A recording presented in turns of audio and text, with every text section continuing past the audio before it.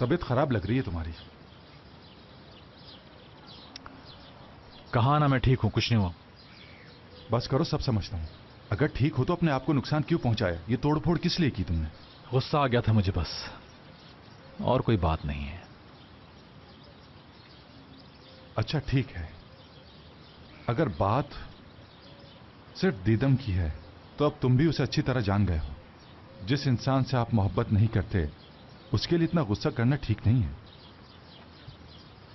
कहना क्या चाह रहे हो? मेरे सामने ये सही होने का नाटक मत करो।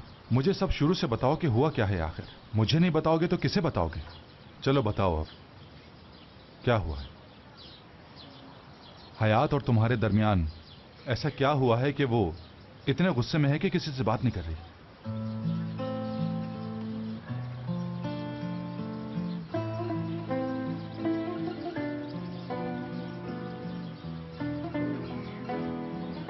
देखो,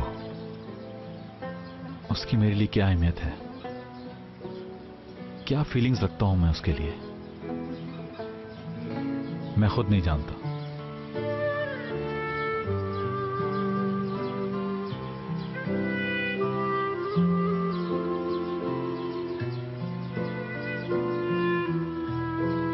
कुछ समझ में नहीं आ रहा मुझे करीम।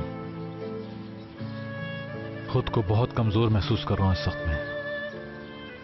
क्या करना चाहिए मुझे नहीं मालूम। मैं किस पेन से गुजर रहा हूं किसी को बता भी नहीं सकता।